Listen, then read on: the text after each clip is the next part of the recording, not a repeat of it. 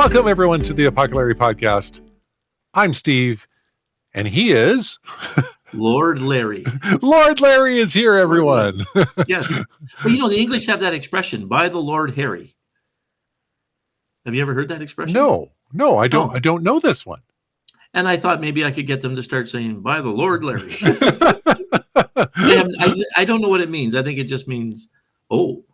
Oh, it's like a term of endearment. Like it's you've claimed it on like a powerful throne. By the throne of England, I say this, or by Lord Larry, I say this. By the Lord Larry. I think it's I don't know.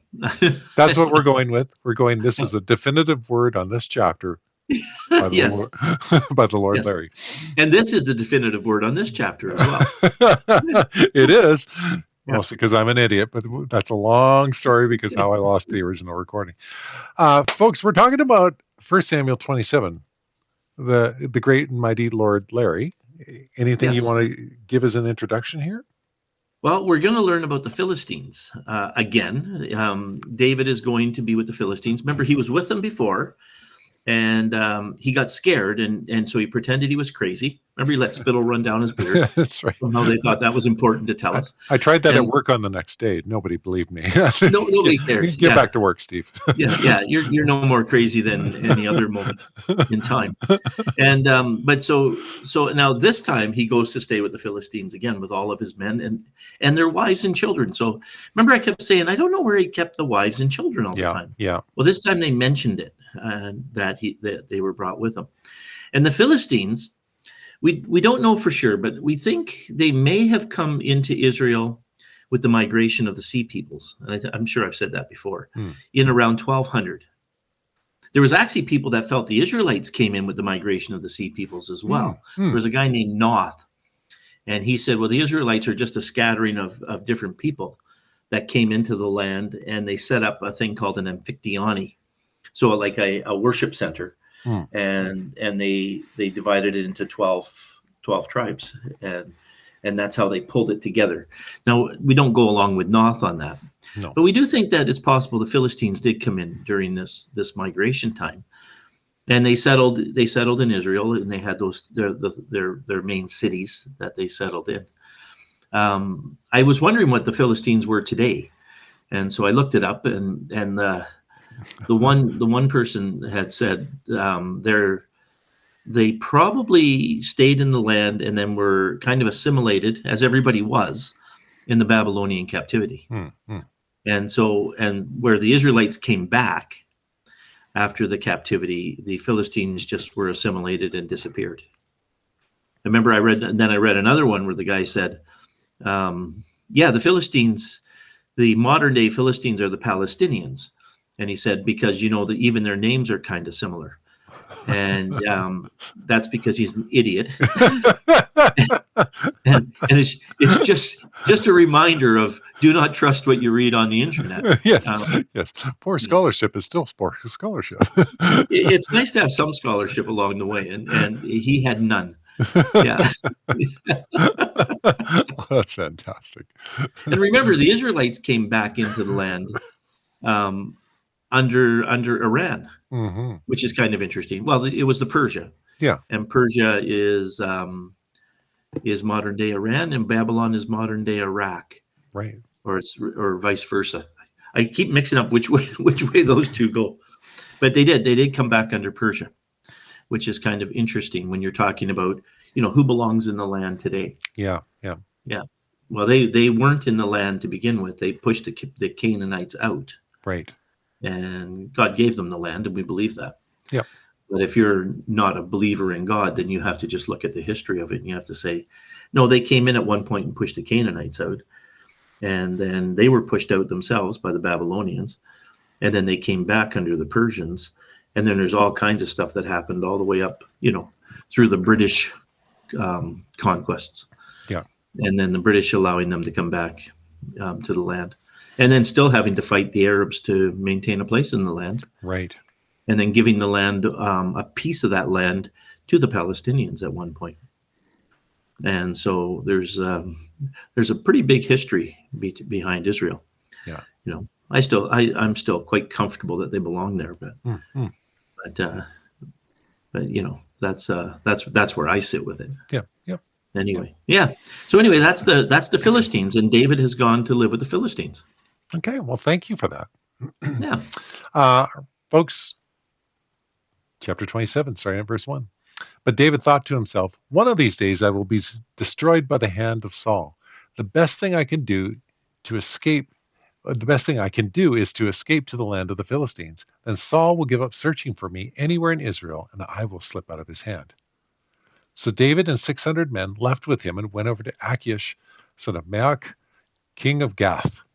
David, not bad, eh? I actually got one right. That's practice makes perfect. David and his men settled in Gath with Achish. Each man had his family with him, and David had his 2 wives, Anom, something like that, of Jezreel, and Abigail, who we were introduced a couple chapters before, because remember, her husband was an idiot and insulted David's men. Of His name actually meant fool. That's right. I forgot that. Abigail of Carmel, the widow of Nabal.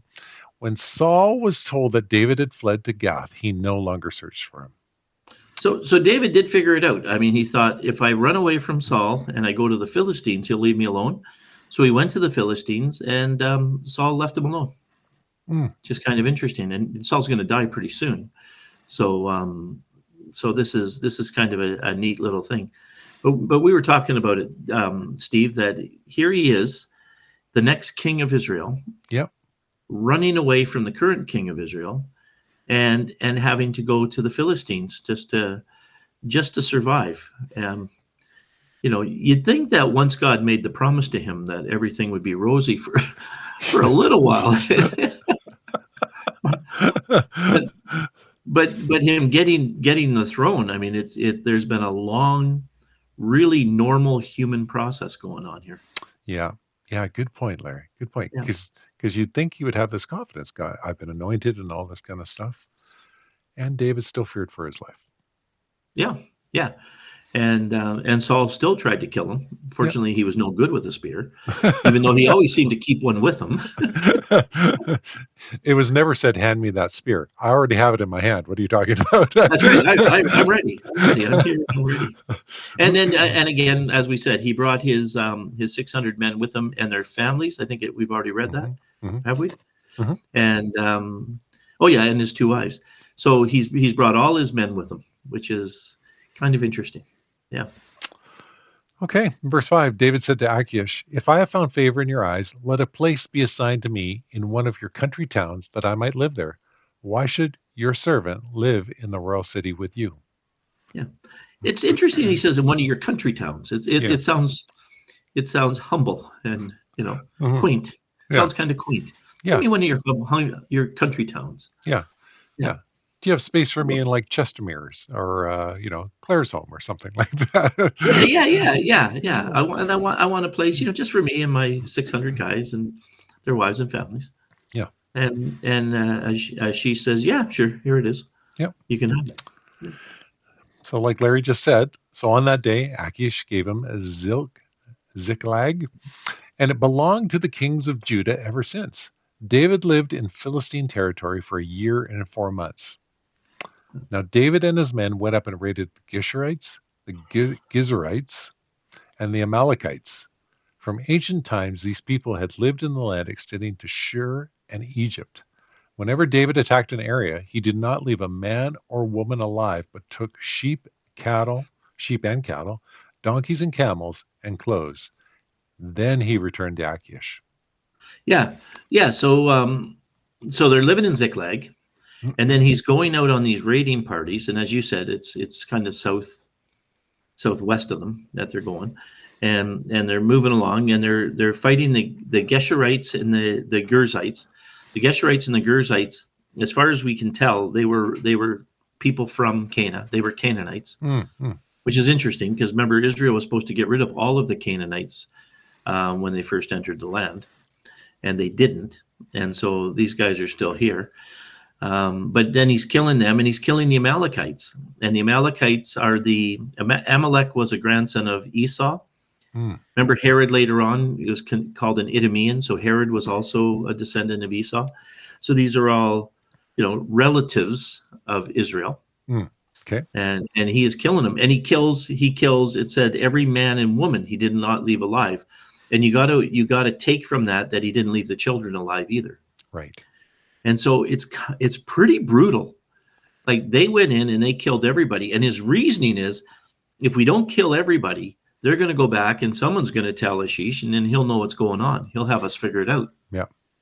And that's we were saying that again. Here's David, man after God's own heart, and he is killing everybody.